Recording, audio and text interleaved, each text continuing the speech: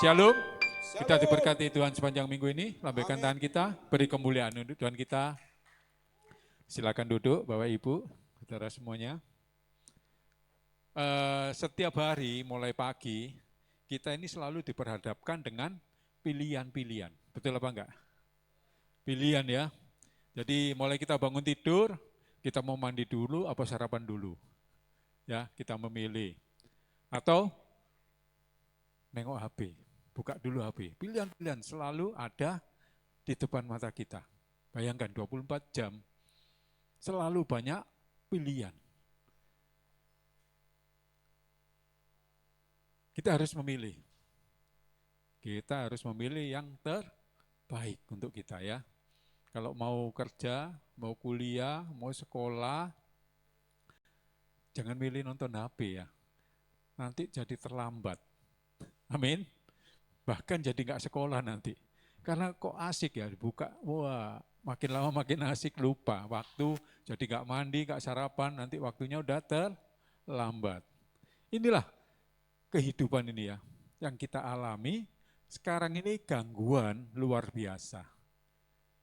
Zaman saya masih bisa dibilang lah remaja gitu ya, katanya itu, wah setannya itu kotaknya besar, hitam warnanya, yaitu televisi ya, zaman dulu. Setannya besar, tapi waktu zaman Soeharto dulu, pagi nggak ada televisi itu. Sebelum TPI ya, nggak ada televisi itu. Tapi sekarang, waduh 24 jam, malah kita genggam, kita kantongi ya. Setannya ini, kalau ini kita nggak bisa cermat, ini bisa jadi setan kita ini. Hati-hati. Jadi kita harus memilih, milih yang mana di HP kita, bukan semuanya jelek. Ya, banyak juga yang bagus. Kalau kita bisa bekerja, bisa menggunakan HP, ya bisa kita manfaatkan yang positif, itu bagus. Nah, begitu juga dengan pergaulan. Ya, dalam pergaulan kita diharuskan untuk memilih. Milih siapa? Milih kawan. Ya, kawan dan lingkungan yang baik. Karena banyak yang bilang di sosmed juga ya. Kalau kawan kita 4 orang itu, ya 4 orang, seandainya 4 orang ini pemabuk semuanya, nanti yang kelima itu kita yang jadi, yang terhanyut oleh kumpulan kawan kita ini. Kalau kawan kita ini 4 orang ini penjudi, kita nanti jadi yang kelima. Jadi di sini kita harus hati-hati, harus waspada. Waspada tentang apa? Memilih kawan, memilih lingkungan yang baik. Amin. Coba kita buka di 1 Korintus 15 ayat 33. 1 Korintus 15 ayat 33. Sudah dapat? Kita baca dengan suara keras. 3, 2, 1. Ya.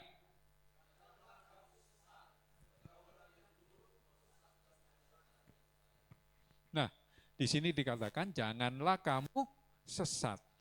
Pergaulan yang buruk merusakkan kebiasaan yang baik. Kalau pergaulan kita ini buruk, berarti kita dibilang apa? Sesat. Jadi jangan sesat, jangan kamu sesat. Pergaulan yang buruk merusakkan kebiasaan yang baik. Nah, hati-hati. Inilah kawan-kawan kita, sekeliling kita, itu mencerminkan kehidupan kita juga. Jadi hati-hati memilih kawan ya, seperti yang saya singgung tadi di depan. Juga kita harus memilih lingkungan yang baik. Karena mau nggak mau lingkungan itulah yang menentukan masa depan kita ya.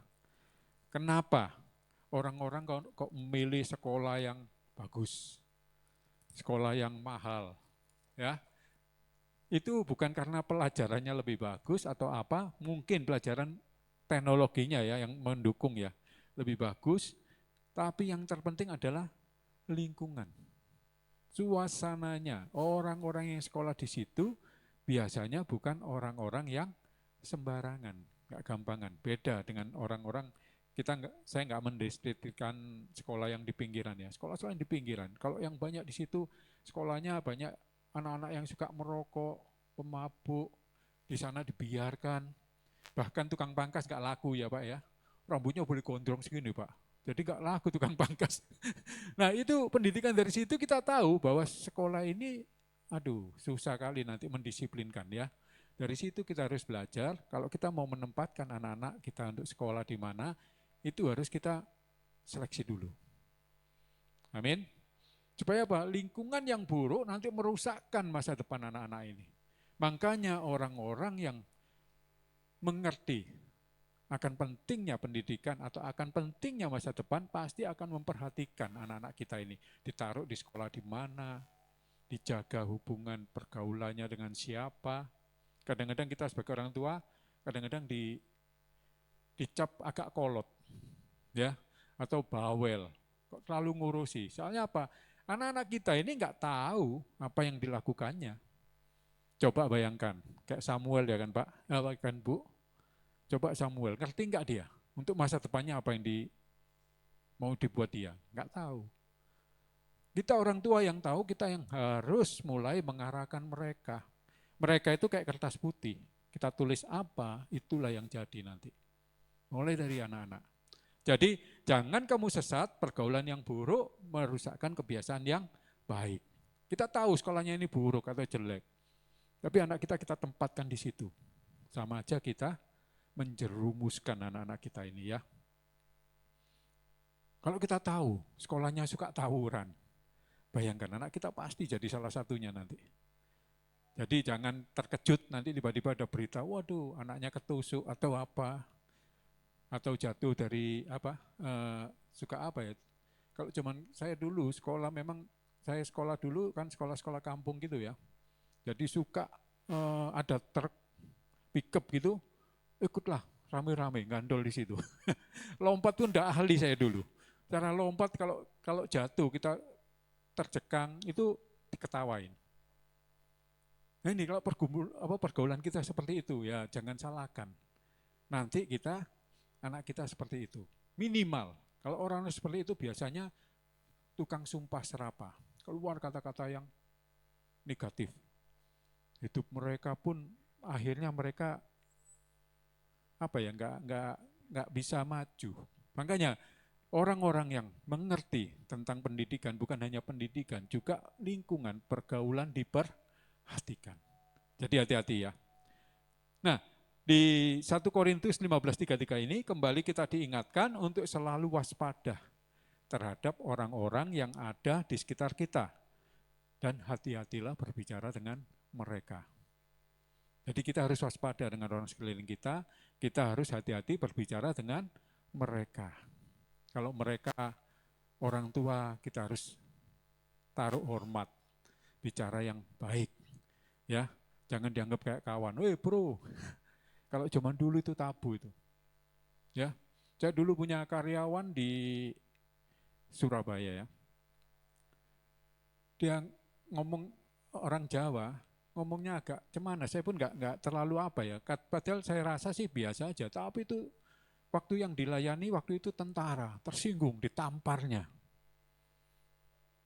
Gara-gara ngomongnya apa? Ditunjuk, Pak. Panggil Pak, tapi tangannya gini aja ada marah.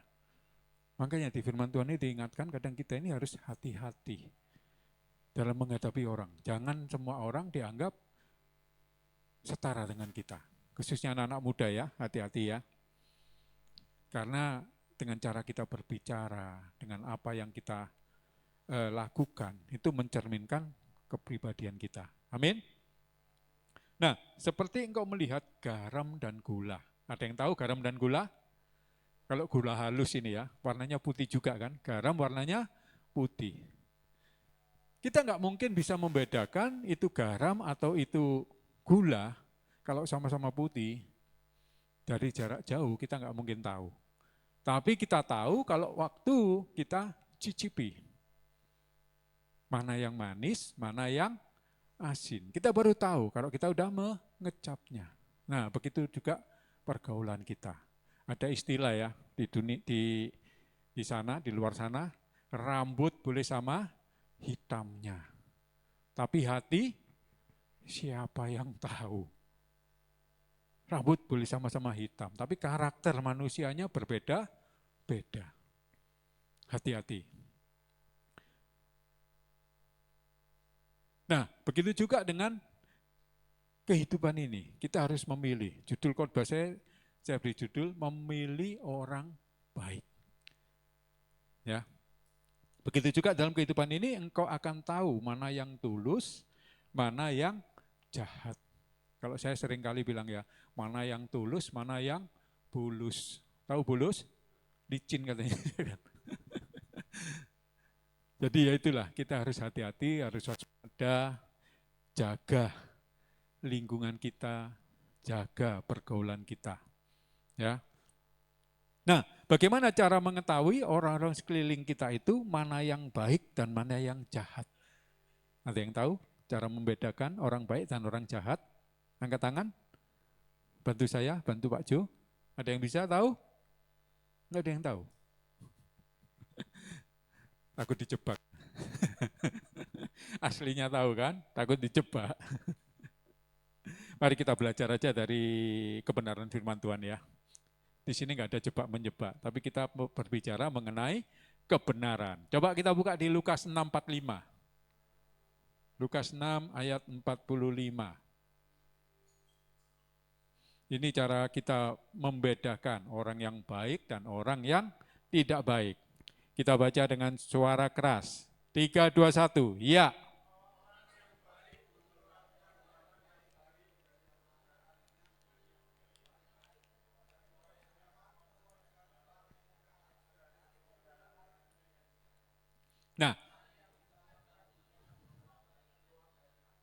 Nah, orang yang baik mengeluarkan barang yang baik. Dari mana?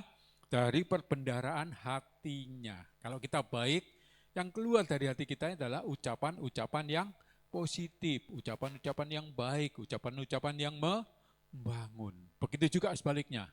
Kita nampak jahat, kita nampak kejam, kalau ucapan kita selalu keluar sumpah serapa. Keluar kebun binatang. Jadi kita dicap orang kadang-kadang kita ini wah orang yang kasar. Karena apa? Karena ucapan-ucapan kita. Karena ucapan kita ini keluar dari hati kita. Tuhan Yesus pun bilang di ayat yang lain, bukan makanan yang masuk ke dalam mulut kita yang membuat kita najis.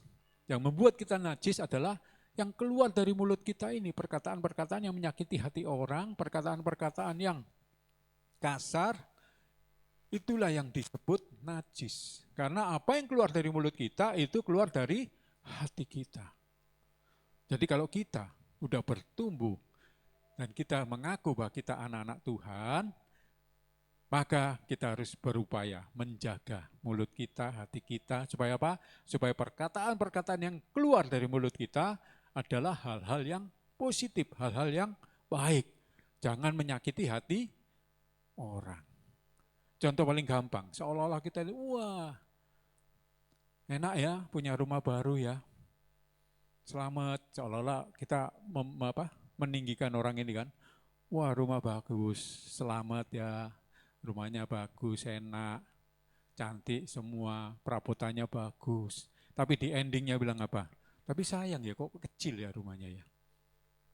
Sayang kecil ini, rumahnya cuman satu kamar. Padahal yang punya ini udah bangga kali karena dulu kontrak-kontrak kan, kontraktor kontrak terus tiap-tiap tahun kontrak. Tapi begitu dia bisa punya rumah walaupun kecil, dia udah bangga. Tapi begitu ada yang berkata seperti itu orang-orang sekelilingnya, maka itu menjatuhkan mental pemilik rumah ini. Ya, akhirnya, wah kok kecil ya. Kalau aku sih kurang besar, minimal kamarnya 3 atau 4. Nanti ada gudangnya, begini begitu. Waduh, itu meracuni pikiran yang baru punya rumah ini loh. Ya, jangan kita mengeluarkan statement-statement seperti itu. Kadang-kadang kita bercanda, tapi bercanda seperti itu enggak perlu. Jadi kadang-kadang kita ini tanpa kita sadari, perbendaharaan hati kita ini enggak bersih. Jadi kita mau merendahkan orang, seolah-olah mengangkat, tapi setelah itu dijatuhkan. Anak-anak milenial, bukan milenial sekarang ya, zaman apa? Gen Z, Alpha, sering kayak gitu. Seolah-olah disanjung-sanjung, wah cantik kau ya, ini dilihat dari pipet katanya. Bayangkan udah senang kali kan cewek kalau dibilang cantik kan senang kali. Waduh bangga dia, kepalanya udah besar lah, udah beratnya tambah 2 kilo atau 3 kilo, tapi dibilang dari pipet. Nah, ya, jadi kita harus menjaga. Kita sebagai anak-anak Tuhan, Kita harus mencerminkan karakter Kristus dengan apa? Dengan perbendaharaan hati kita harus yang baik. Sehingga nanti yang keluar, yang kita ucapkan dengan perkataan kita, perbuatan kita betul-betul yang baik. Dari perbendaharaan hati yang betul-betul seperti Tuhan Yesus. Amin. Nah, kalau orang jahat, semuanya itu pasti ngomongannya pahit, omongannya menyinggung, omongannya kasar, sombong. Itu pun juga keluar dari perbendaharaan hatinya. Jadi hati-hati kalau orang seperti itu nggak usah didekati. Firman Tuhan ini yang bilang, pergaulan yang buruk, hati-hati ya. Kita harus menjauhi orang seperti itu. Karena apa? Nanti teracuni kita, pikiran kita. Dia ngomong-ngomong nyelekit, ngomong-ngomong yang membuat kita kepahitan, akhirnya bisa tersugesti kita. Sehingga kita kepingin membalas. Kita kepingin juga menjatuhkan mereka. Jadi hati-hati. Di firman ini, Lukas 6:45 ini kita diingatkan untuk kita menjaga perbendaharaan hati kita. Dan kita harus menghindar orang-orang yang tidak baik ucapannya. Orang jahat akan selalu mengeluarkan perbuatan jahat dan orang baik akan melakukan yang baik sebagai bukti buat sifat-sifatnya itu. Nah, salah satu cara menguji kelicikan si jahat ialah ketika kita mempunyai harta, ya, kita mempunyai jabatan, kita mempunyai kedudukan. Itu biasanya orang-orang yang mementingkan diri sendiri, yang udah jauh dari Tuhan, dia pasti mendekat. Ya, mendekat untuk apa? Bukan baik sama kita, tapi mencari keuntungan. Amin. Ini terbukti. Terbukti waktu apa? Waktu kita jatuh, waktu kita nggak ada uang atau kita lagi terpuruk, nggak ada jabatan atau apa, maka orang-orang yang seperti ini pasti meninggalkan kita. Amin. Karena hubungannya apa? Untung dan rugi. Kalau merugikan pasti ditinggal. Kalau menguntungkan dia mendekat. Bahkan saudara jauh, yang udah puluhan tahun nggak jumpa pun, kalau kita ada kedudukan, ada jabatan, mereka pasti mendekat, datang mendekat. Inilah kadang-kadang orang-orang yang nggak tulus, ya. Hati-hati. Juga orang-orang yang menyanjung waktu kita sukses, ya. Kalau orang Medan istilahnya angkat telur, ya. Ada amin? Paham sampai di sini? Orang yang angkat telur itu biasanya orang-orang yang nggak tulus dalam membangun hubungan dengan kita. Hati-hati. Kawan sejati dapat kita ketahui waktu kita dalam posisi terpuruk, jatuh. Kayak Ayub, tinggal 3 orang pun masih mencela dia ya. Padahal waktu kaya semua mendekat. Ya inilah, hati-hati. Pokoknya kita cari kawan yang baik, komunitas yang baik. Saya percaya di gereja ini nggak ada orang-orang yang perbendaharaan hatinya jahat atau negatif ya. Amin. Amin. Coba kita buka Pengkhotbah 9, 15, 16. Pengkhotbah 9,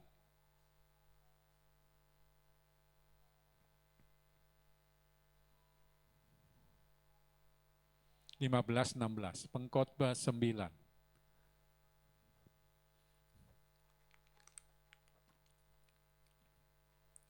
Sudah dapat ya? Baik, kita baca dengan suara keras. 3, 2, 1. Ya, di situ terdapat seorang miskin yang berhikmat. Dengan hikmatnya ia menyelamatkan kota itu, tetapi tak ada orang yang mengingat orang yang miskin itu. Lanjut. Kataku, hikmat lebih baik daripada keperkasaan. Tetapi hikmat orang miskin dihina dan perkataannya tidak didengar orang. Inilah hikmat orang miskin nggak didengarkan. Ya, maaf ya, di luar sana makan bilang, kentut orang kaya lebih wangi daripada hikmat orang miskin. Nah inilah, kadang-kadang di dunia sana ini memutar balikkan semuanya ini. Jadi orang walaupun berhikmat, tapi kalau dia miskin nggak akan dipandang. Amin? Makanya seringkali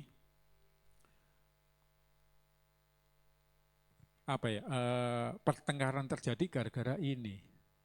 Satu saudara, cobalah 9 orang atau nggak usah banyak-banyak, 6 orang.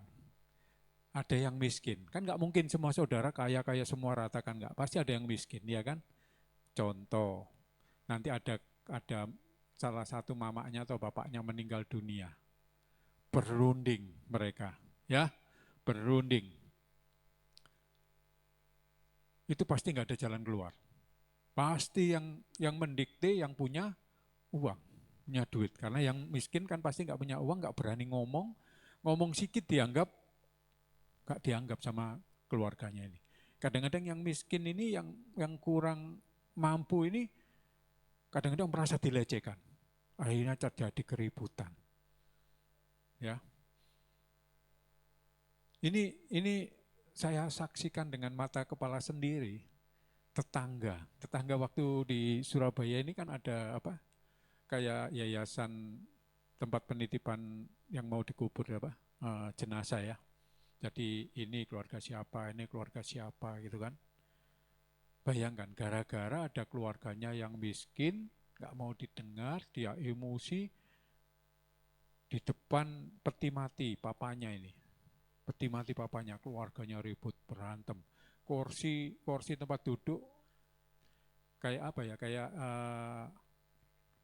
yang kalau orang sana bilang mesong ya, mesong itu kayak malam-malam, kalau kita kadang malam penghiburan kan ada yang mengawani keluarganya atau apa, itu bangku-bangkunya terbang semua. Satu saudara, satu marga. Bapaknya ini ketua marga. Bayangkan, bisa seperti itu, gara-gara apa? Gara-gara ini, yang merasa miskin dilecehkan, sehingga mereka itu bertempur. Jadi anaknya mungkin yang paling miskin ini bersama-sama dengan anak-anaknya atau istrinya, keluarganya. Wah, berusaha menyerang kakaknya atau abangnya yang udah punya uang atau punya kedudukan. Gara-gara masalah sepele. Tapi Alkitab juga bilang, iya kan, masalah seperti ini kita diingatkan. Makanya kalau kita jadi anak Tuhan, kita harus bijak sana. Amin. Walaupun kita diejek orang, dihina orang, kita harus tetap bilang, Tuhan Yesus saja lebih parah dari itu.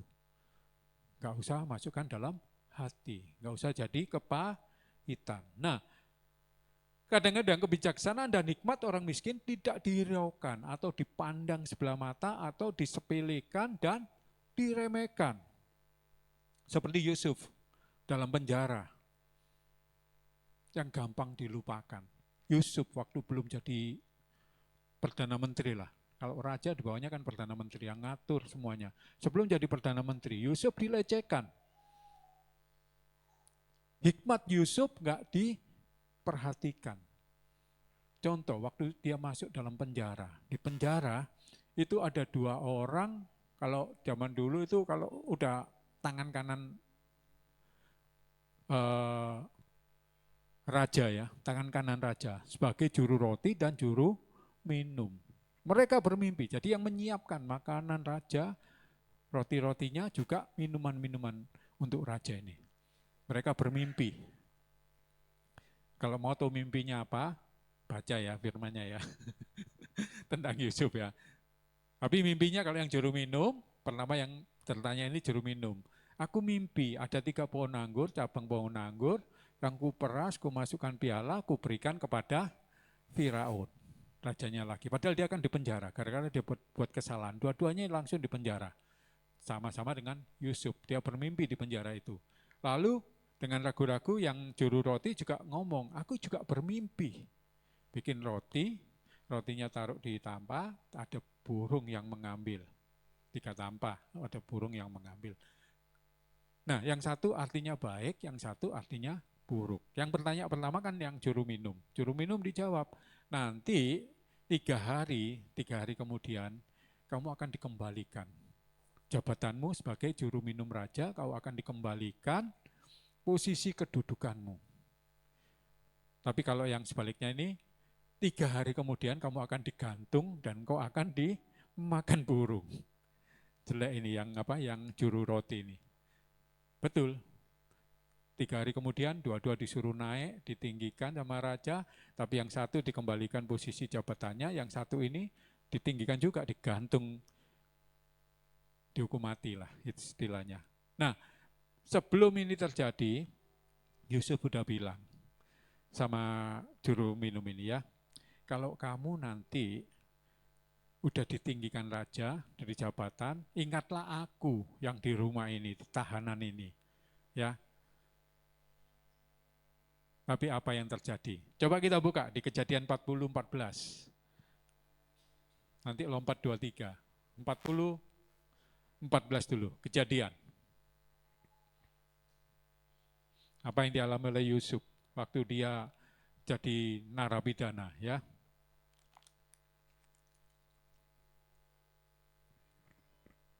Kita baca yuk. 3, 2, 1, ya. Tetapi ingatlah kepadaku apabila keadaanmu telah baik nanti, tunjukkanlah terima kasihmu kepadaku dengan menceritakan hal ikhwalku kepada Firaun, dan tolonglah keluarkan aku dari rumah ini. Ini permintaan Yusuf.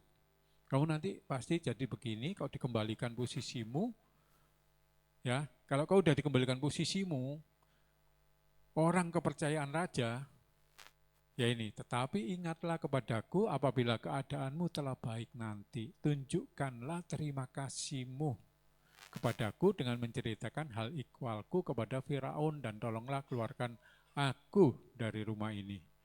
Apakah ini didengar sama juru minum itu? Kan tidak terbukti dia. Ya kan? Ada orang minta doa seandainya.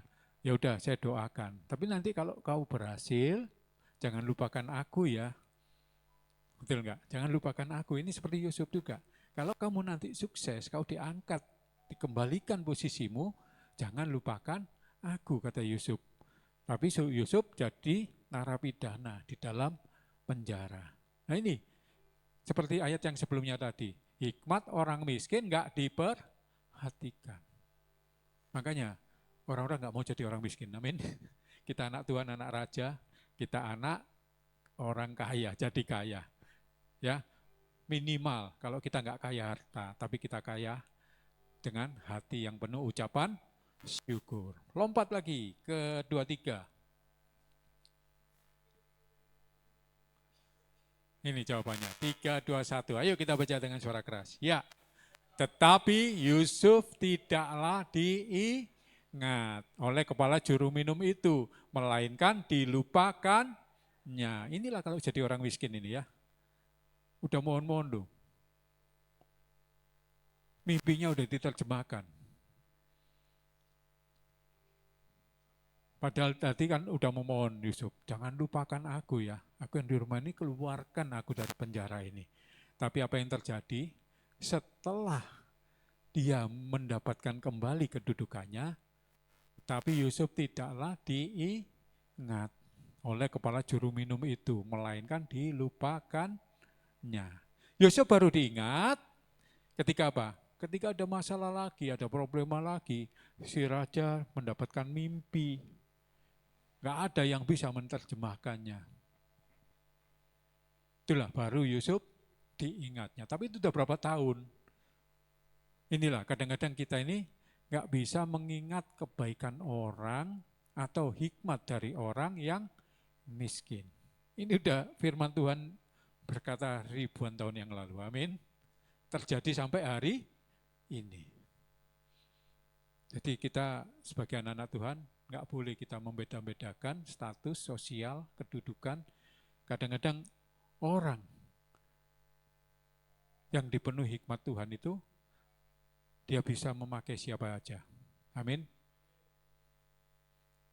Bahkan kalau manusia nggak bisa dipakai, Tuhan akan memakai keledai untuk berbicara. Ada yang tahu keledai berbicara di firman Tuhan? Ada yang tahu? Tahu ya? Kalau nggak tahu PR ya, nanti dicari ya. Di manakah keledai berbicara di firman Tuhan? Amin. Harus ada PR lah, supaya kita mengerti firman Tuhan. Amin, dicari ya di firman Tuhan ya. Sekarang kita buka di Yeremia 17 ayat 9.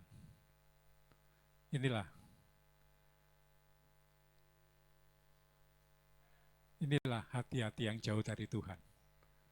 Kita baca sama-sama ya.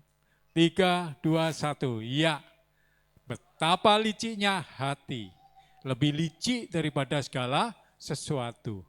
Hatinya sudah membatu. Siapakah yang dapat mengetahuinya? Ya, betapa liciknya hati. Kalau hati kita nggak diubahkan oleh Tuhan.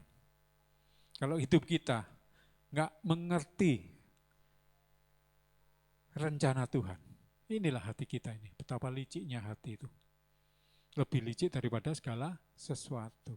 Artinya sudah membatu. Siapakah yang dapat mengetahuinya? Ya, hati-hati. Hati kita ini harus kita jaga. Jauhkan dari kepahitan, jauhkan dari merasa disakiti, playing victim, kita jauhkan. Jangan seolah-olah kita menjadi orang yang teraniaya. Amin.